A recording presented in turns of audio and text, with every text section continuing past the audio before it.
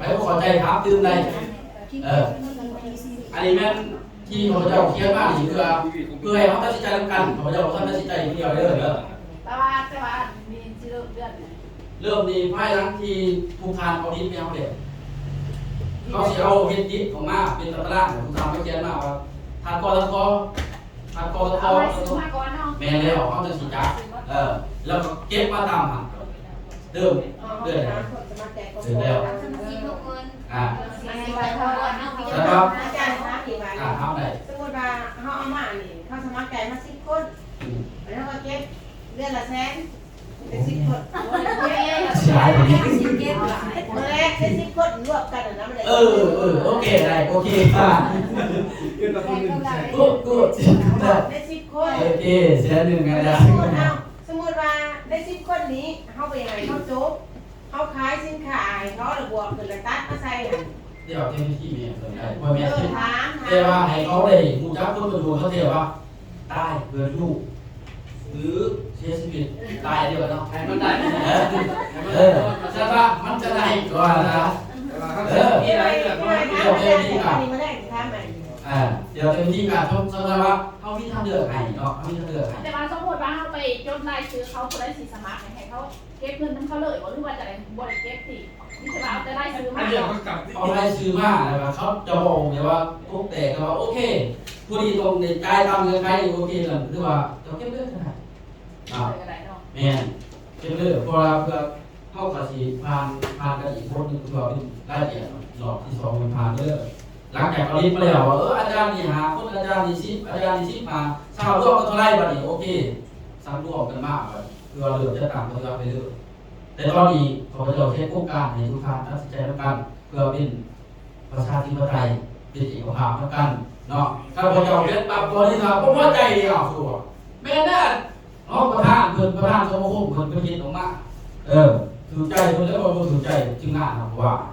ฉันว่าต้องเอาคนที่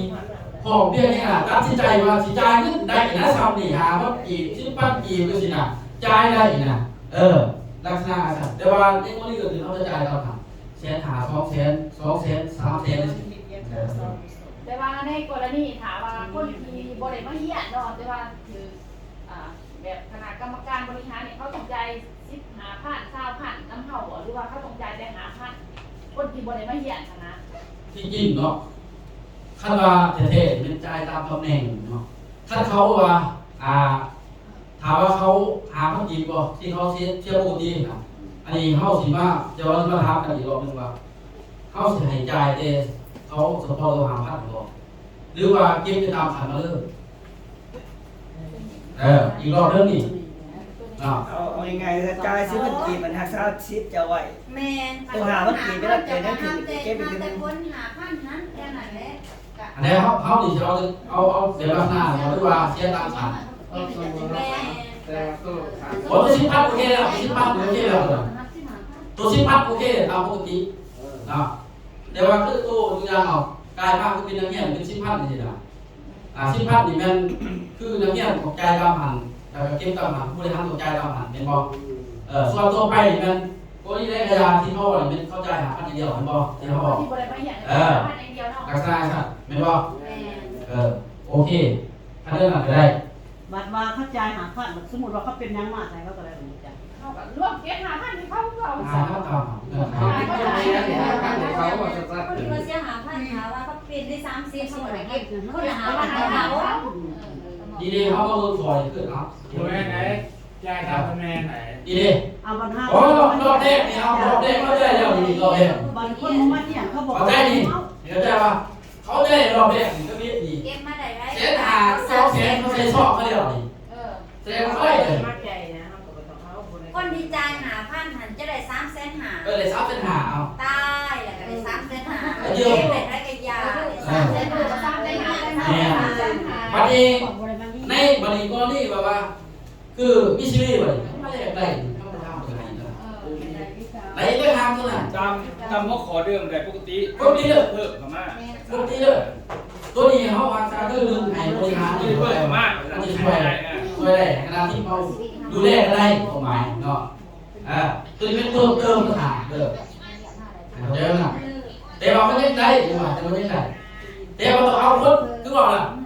เบิดของการเบิดบริษัทมีอยู่1,000 คนนี่นะเมื่อวันเบิด1,000เขาเอาแต่คนสมัครใจไปเลย เอาเฉพาะคนสมัครใจ แม่ถ้าตัวสมัครใจก็ตามมาเลยปกติแล้วกระจายตามบริษัทเอาครับมีชีวิตมาได้เรามีอย่างที่เดียวของมาได้เราแยกออกเป็น2เกิดมาเป็น2ย่อ คนหนึ่งตายสิบ 2ย่อแต่ก็คนจะได้100 คน ตายจะ คนจะ100 คนนี่นะที่ว่าตก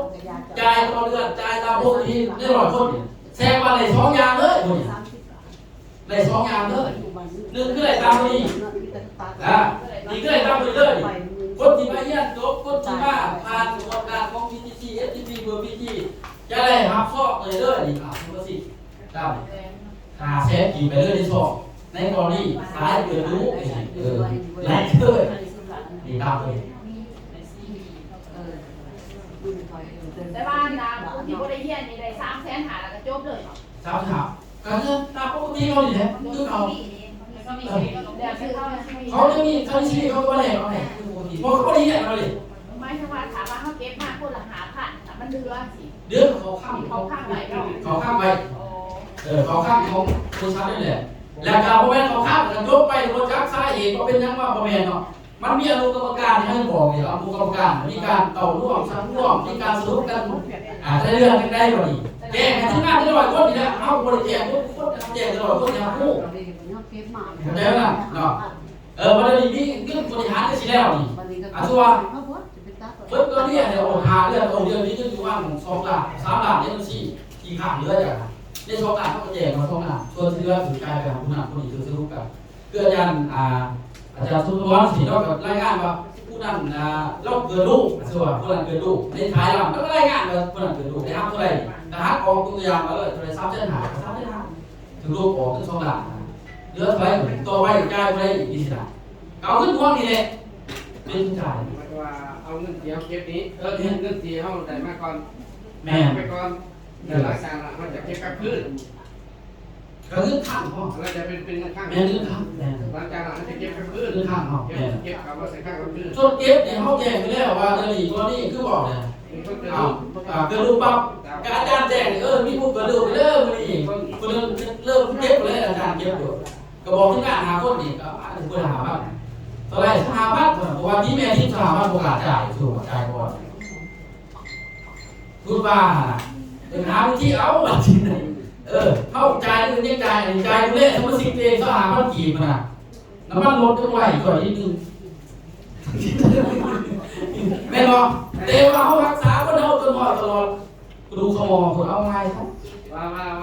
ในกรณีหมายความว่าเขาเก็บเงินตัวนี้มาเขาต้องไปพาเขาบริษัทระบบ ผ่านเดี๋ยวบอก นัดจะสรุปคือการว่าสิ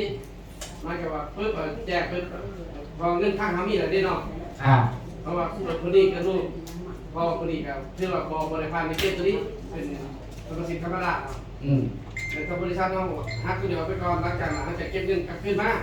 เดี๋ยวจะบริหารของบริหารสำคัญแต่ว่าเขาจะเจงที่งานเจงเขาปั๊บเขาเจงแต่ละสายปั๊บตามเนาะส่วนเงินตัวบริหารของตัวช่องนะถ้าเก็บคนต่อใจก็ได้ช่องตัวนั้นนะสำคัญว่าเขาดูแลในวอลตัวนั้นอยู่ไรยังใต้ลูกเลย ยาก หวยสั่นกับ เดี๋ยวบอกนี่แหละเดี๋ยวก็แสดงงาน ไปสิกิน แต่ แต่ ได้ ได้ ใคร ใคร กั จะ น ขอเป็นที่ ได้ ว่า อันนี้ต้องมาโลกอ่ะนะเพราะไม่ได้เด็กตาย เดี๋ยวจะบอกเพื่อจะทำเดี๋ยวเพื่อสั่งว่าไม่ได้ตายไว้อยู่ว่ายุ่งเนี่ยเราตัวใหญ่ๆเนี่ยตัวนั้นเนาะ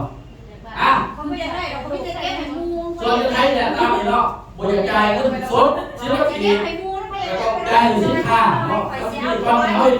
ดูด้วยสินค้าตัวกิโลมีซีทองเนาะมันมีเกากี้มีสบู่เนาะแล้วมีอีกหลายอย่างที่เราเห็นมาแต่ว่าเลือกซื้อแล้วแต่ว่าเนาะเวลาสิฟูกัสตัวอื่นเลือกเขาเลือกนี่จะซื้อตัวนี้เลือกไหนซื้อก็แล้วแต่ให้เขาซื้อนะแต่ว่าเขาก็คือทุกทางเลยถึงขายเดือนนี่เขาบ่ได้ทุกทางสมัครขายค่าตัวเองอะไรแล้วก็ขายบริษัทอะไรแต่สิน่ะให้เขาเนาะซีวีไม่ได้ขายเองหรอกเอาซีวีเขาเดินไหนเด้อไว้ไปขายเองลงใหม่มาทำซีวีบริษัทอย่างลงกีเนาะหรือเอาเขาเจ้าว่า คุณนี่เกากี้เนาะโอเคอาจารย์ใช้สุนทรเราไปขายเกากี้เลยอาจารย์นักขึ้นมากเลยสิปั๊บกีบมาถามซีรีส์แล้วคนชาติก็ได้เลยศาสตราจารย์เอาซีรีส์ให้เขาได้ สื่อพัฒนาเป็นได้ชีวิตพัฒนา ทักดีท่าดีที่ยิ่งรักเขาหนึ่งต้องให้เขาตามดีเด้อตามระเบียบเขาว่าไงครับเพราะว่าเป็นยังต้องตามระเบียบเขาบริษัท การเยี่ยนเนาะ ให้ทานเข้าใจว่าเวลาเขาไปซื้อจุดอื่นถามว่าผู้หญิงให้เยอะมันรวมกันทานถึงเข้ามาเป็นตัวเขาสารตัวเอาละเขาบริษัทเป็นหลักคือบ้ามีสองซีรีส์ทานตัวให้เขาตัวว่าเอาที่นั้นเขาคือเขาได้ร้ายแท้สู้ว่ามันก็ตรงกันบริษัทที่บอกเขาบอกตามหลักการแสดงว่าบนถึงตัวอย่าให้เขารู้สึกว่าถึงตัวแสดงว่าเขาดีจากเขาชุดนี่ชุดอันนี้ยอดอันนี้ยอดอะไรเนี่ยนี่ยอดเนี่ยสบู่ซ้อมก่อนเนี่ยนี่ยอดกองกี่กองหนึ่งเนี่ยนี่ยอดไม่ใช่กองหนึ่งเนี่ยนะ อันนี้อันตัวหมายความว่าเขาสื่อมาแล้วเขาสื่อมาแล้วที่ว่าเขาได้ชีวิตประกอบ คือต้องแล้ว หมายความว่าเวลาไปทานกับชีวิตตัวเขาเนี่ยให้เขาเลยเขาสื่อเขาเลยมีเดียวมันโอเค อาจารย์อาจารย์ทิ้งท้ายจะได้เกิดอะไรอาจารย์ทิ้งท้ายเองเลยดูแลเองแต่เขาสื่อเองหรือทำเขาสื่อเองมันก็มีเรือแต่ว่าสิสู้เองไงยังไง วันนี้สู้เองวันนี้ภายหลังทีเนาะเขาเข้าใจเรื่องระบบมันพวก3 ปีสิแล้วเขาจะมีเนาะโครงการต่างๆเนาะสมาคมพอนี้เนาะมันจะมีแผนในการสรุปเป็นงานนี่เนาะว่าจะเป็นเรื่องเงินเรื่องจ่ายเรื่องหักต่างๆเนาะเบิ่งเนาะบ่ดีแผนมันอยู่อย่างเดียวคณะกรรมการต่างๆของสมาคมเนาะจะต้องมีการเปิดกองประชุมศึกษาหรืออย่างงานเนาะรู้สายงานที่ดูครับซึ่งกำหนดคือแบบ1 เดือนต้องผ่านอันนี้เป็นบริหารเด้อบริหารบ่ไปคือหัวหน้าครับบ่ไปหัวหน้าก็มองตรงนี้หัวหน้าก็มองตรงนี้ประชุมต่อเดือนประชุมตัวนี้ประชุมอยู่บริษัทเดี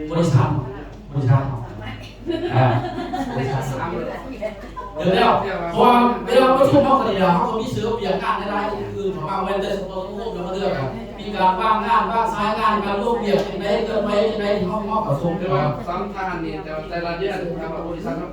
ประชุมได้เป็นได้มากลดก่อนเขาจะกำหนดเอาเกิดว่าถ่ายเดือนนะวันสุดท้ายของเดือนเนาะคือประชุมวันสุดท้ายเป็น30 เดือนก่อนเบิ่งตามมือที่เขาจะเอาเช้าบอลสีตารางไม่ถือถ่ายเลยนะครับเขาเช็คอีกก็เลือกที่ไหน เดียวครับสมาคม แล้วข้อที่2คือคณะองค์การเลือกตั้งเนาะของสมาชิกสมาคมประมาณทั้งหมดของสมาคมเนาะต้องเปิดกองประชุมเพื่อปรึกษาหรืออย่างงานเนาะหรือสรุปแต่ละสายงานที่ตัวรับผิดชอบซึ่งกำหนดได้เปิดกองประชุมครับ2 เดือนต่อเดือนนึงสมาคมมันจะประชุม2 เดือนต่อเดือนนึงสิเป็นแบบพวกอะไรพวก100 คนที่เขาไม่ชอบนะหรือผู้ที่ใน1,000 คนบอกเรียกได้เขาแจ้งปุ๊บเราไม่มีด้วยมันมีด้วยโอ้ทุกที่เราเกิดขึ้น รวมมาร่วมในบริษัท ร่วมบริษัทเขา แบบว่าเขาต้องคนที่ว่าสามารถจ่ายเงินเขาต้องเอาเขามากเลยแม่มาเลยก็โพลในใจก็มาเลยคือตัวแล้วแต่เขาว่าเขาที่ยังกระยามันจะมีกิจกรรมของเขาเนาะแต่ก็จะมีการสรุปสักรอบแต่เขาจะเห็นว่าเขาบอกในกลุ่มนี้คือเขาเก็บเงินเขาไม่ได้จังสิเขาจะมีความเข้าใจว่ามันเป็นสีเนาะมันมีเงินใครได้จากนี้ไปเขาจะโมไปบังคับเขาแต่ว่าเขาจะโฟกัสใน100 คนเท่านั้นที่เขาดูแลว่าใช่ไหมเนาะที่เขาดูแลสิเป็นราคาใช่ตัวเองคือเก่าเขาดี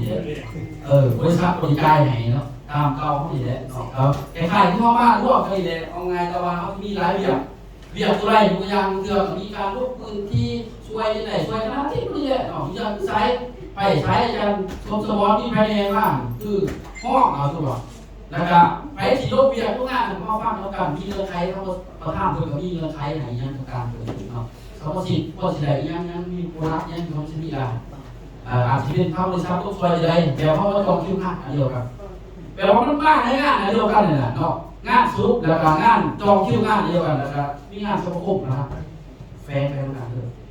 ลักษณะครับแต่ว่า2 เดือนเท่านึงนี่นะตัวนี้ไม่ได้ก็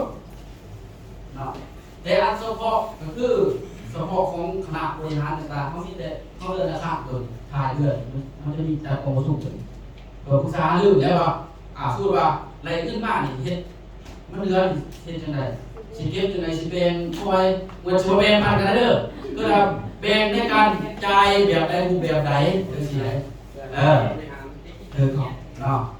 ให้เข้าใจเรื่องเนาะเพราะมันต้องมีการรายงานกันถ้าไม่ได้งานมันสิเป็นบัญชีผีมันเป็นบัญชีผีเข้าใจเนาะสำหรับมันต้องเป็นบัญชีที่โปร่งใสที่สุดเนาะแจ้งให้เห็นมีรายละเอียดทำเองเนาะการแปลสมัครของเงินเนาะเพราะของเจ้าที่ก็เรื่องของเจ้าคงดีว่ามีอย่างเกิดขึ้นเนาะสำหรับมันต้องโปร่งใสที่สุดเนาะเพราะว่าโมเมนต์ว่าเขาจะประทานผู้เดียวเนี่ยให้คนเนี่ยนี่คณะของเขาเนาะแล้วก็อะไรครับนี่คือผู้บริหารของเขตนี่แหละแล้วก็ห้องเขตแล้วก็มีอนุกรรมการที่ทดสอบจะเห็นว่าส่งเงินไปส่งเงินมาเป็นราคาการถูกใจในสุขแต่ว่าบนทุกทางการสรุปมากเขาจะเอาสรุปมาเป็นหัวข้อใหญ่ไหนในมือหนักแต่มียอดเงินมากถือรถถือรถถือออกมาทำเป็นราคาสัตว์เนาะบางเทื่อได้ปีปั๊บเกิดขึ้นเทื่อเงินได้ข้ามมันมีสัตว์สมาคมมันนี่นะสิจัดการให้กินสูตรว่าเลยคุณยอมมีงานมันก็แบบแต่ว่าโอเคเวลาสมาคมเป็นงานสมาคมที่อยู่เที่ยวที่สอบ100หรือว่า100 คนหรือว่า1,000 คนเกิดขึ้นเอาบางวันตัวนึงสามารถจะสรุปในสมาคมเอาในปี1ถูกป่ะหรือว่าเรือกับเอาตัวนั้นมาเห็นมาบริหารกันโปร่งใสแล้วกันอีกคือจะได้น่ะให้เขาจะเต้นออกเอาเลยเพราะว่าสมัครใจไว้ว่าจำใจถ้าจำใจไม่ได้สีสอบช้ำช่วงโอ้ช้ำชนทุกชนถ้าจะเป็นสัตว์เนาะแต่ว่าเขาจะพากันจะทำปฏิบัติหรือก็สู้ถึงในอนาคตเนาะที่ของส่วนอาจจะเป็นอยู่ของการผู้ท่านเราบอกต่อไปอาจจะแยกอยู่แค่พออาจจะเป็นโรงเรียนชั้น1ต่อไปอาจจะมีชั้น2ชั้น3เป็นโรงเรียนอีกแต่ว่าจะเนาะนี่เป็นแบบนี้เนาะอันนี้เป็นโครงการที่เขาจะพาเขาจะปฏิบัติเนาะแล้วก็สุดท้ายเป็นเบอร์ตัวเขาต้องเอาที่ถึงให้ไปเนาะไปหาพี่สอบสายใดผมก็มาให้ได้ว่าโคตรไข่โคตรไข่ชิ้นโคตรทำมันรู้ได้แล้วกันเนาะแล้วหลังจากได้รายละเอียดไปแล้วเนาะจะมาประชุมอีกรอบนึงคือต้องไข่เลยก่อนตอนที่แต่งงานเกิดลูกเสียชีวิตชายทำอีกเลยก่อนเนาะอันนี้พอจะแก้โครงการขึ้นมาตัวนี้บทตัวนี้เพื่อให้เขาได้แสดงกันเอกภาพนักการว่าครับแต่จะทำพึ่งวัดว่าอยากให้ว่ามาที่ต้องโลกเลยตัวเองแบบเส้นออกมาเอาที่ตามเนี่ยมันคือแบบเกิดมาจับที่อันตรายโผล่นะแล้วตัวก็โลกเอกภาพมาก่อนนะเนาะโอเคมาได้หนึ่งช่วงเอ็นดีเนาะเอ็นดีเราไม่ได้สอบ